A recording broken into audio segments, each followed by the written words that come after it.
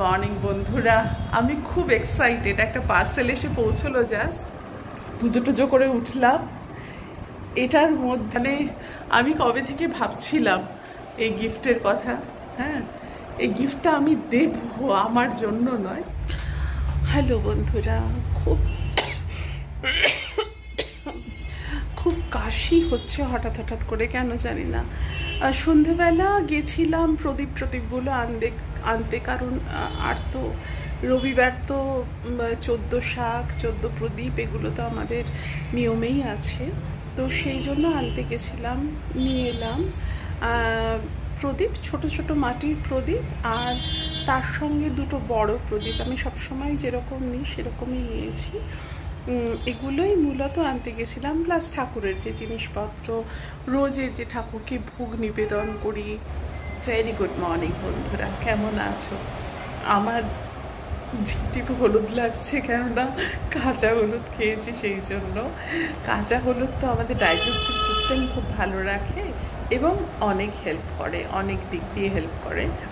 তো অনেকের হয়তো মনে হবে যে কীরকম অদ্ভুত লাগছে, অ্যাকচুয়ালি কাঁচা হলুদের জন্য। এই জাস্ট এক্সারসাইজ শেষ করলাম, তার আগে আবার একদম সকালের কিছু কাজ হয়েছে, মানে ঠাকুর সেবার কিছু কাজ হয়েছে। তারপরে এক্সারসাইজ করলাম, এক্সারসাইজ করে এবারে এই মানে যেহেতু কালী পুজো, সেই জন্য আজকে ঘরটা আবার পরিষ্কার করবো। হ্যাঁ, মানে মোটামুটি যতটা পারবো ছেড়ে ঝুড়ে দেবো, খুব একটা ডিটেইলিংয়ে যাব না, কিন্তু একটা মোটামুটি ঝাড়পোছ করে নেব কাজের মেয়েটি আসার আগে।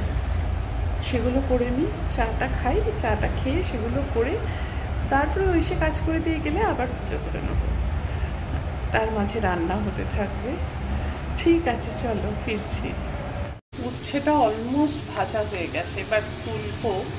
এই যে স্প্রাউটটা আছে না, এই স্প্রাউটটা আজকে সবজিতে দিয়ে দেবো, তাহলে স্প্রাউটটা খাওয়াও হয়ে যাবে।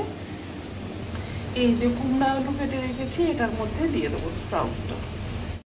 এটাকে একটু আদা দিয়ে দিলাম, আর ফোড়নে দিয়েছি 5 ফোড়ন, হিং আর তেজপাতা, আর একটা কাঁচা লঙ্কা। এই কষানোর সময় কিন্তু আমি স্প্রাউটটা দিয়ে দেবো।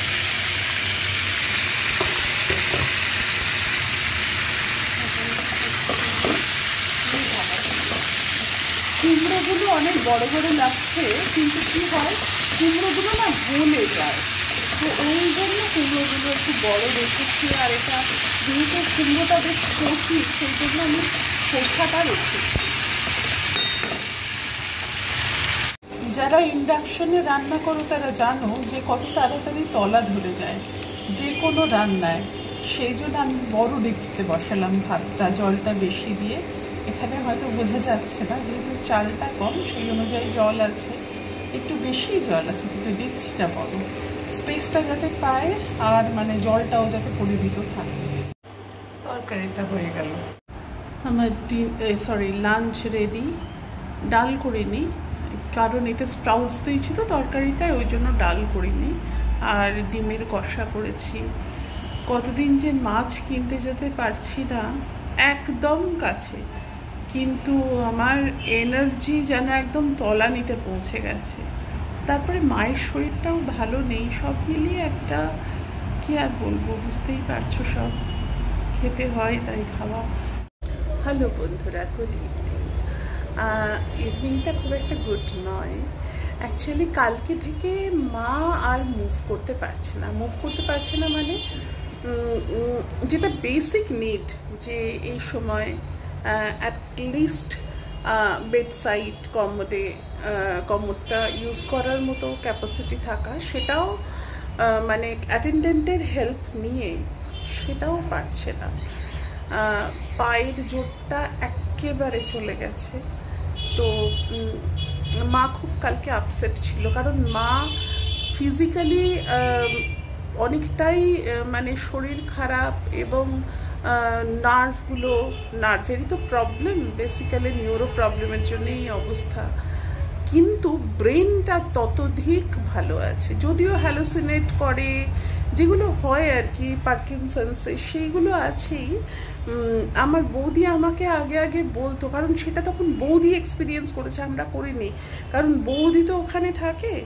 রাত্রিবেলা বেশি হতো আগে, যে মানে মা চিৎকার করে কথা বলছে, হ্যাঁ, এই মানে অদ্ভুত অদ্ভুত, সেই কথাগুলোর কোনো মানে নেই। হ্যাঁ, তারপরে যখন আমি, বৌদি খুব ভয় পেয়ে যেত এবং আমার সাথে শেয়ারও করেছিল যে জানো তো এরকম মা চিৎকার করে ওঠে আর আমার খুব ভয় লেগে যায়।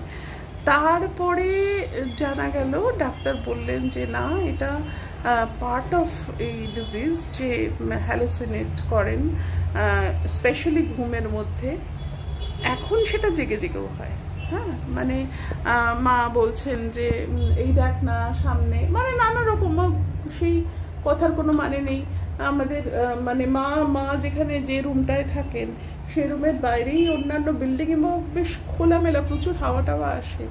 মা বলছেন এই দেখ এখানে কত বাড়ি টাড়ি হচ্ছে, সব চুন ছুটকি ফেলা, হ্যাঁ গাড়ি দাঁড়িয়ে আছে দেখ পর পর পর পর, এরকম আর কি। অথচ ওখান থেকে কিন্তু এরকম কোনো ভিশন নেই।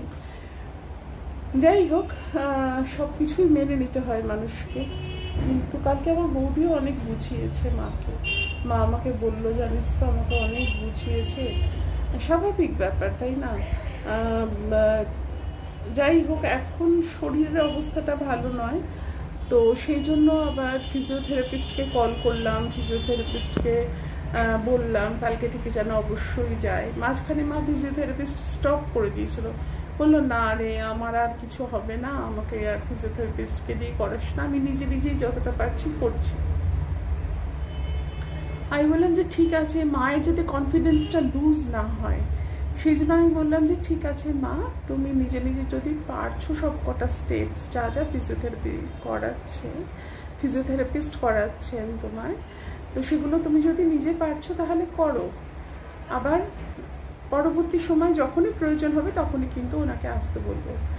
তো আজকে কথা বললাম, উনি কালকে থেকে যাবেন। কি বলবো বলো, মানে এগুলো নিয়ে আর কি বলার আছে। সবার বাড়িতেই হয়তো কিছু না কিছু এরকম ধরনের ব্যাপার ঘটে, জীবনের পার্ট অ্যান্ড পার্সন, কিন্তু মেনে নিতে একটু অসুবিধা হয় বই কি। আমার দাদা, বৌদির কথা বলছি ঠিকই, দাদা আসেন, মানে দাদা যেহেতু কলকাতায় থাকেন না, আসেন, কিন্তু বৌদি কনস্ট্যান্টলি থাকে, অ্যাটেন্ডেন্ট আছে, আমরা যাওয়া আসা করি। এই আর কি, এইভাবে চলছে, ব্যালেন্স করে চলা, আর কি করার আছে। যতটা যা করা যায় চেষ্টা করা হচ্ছে। জানি না, এবারে আমার একটাই চিন্তা যে আমার ছোটদার মেয়ের বিয়েটা সেটা যেন নির্বিঘ্নে সম্পন্ন হয়, কারণ ওরা অতটা দূর থেকে আসছে, ওদের একটা অন্যরকম টেনশন।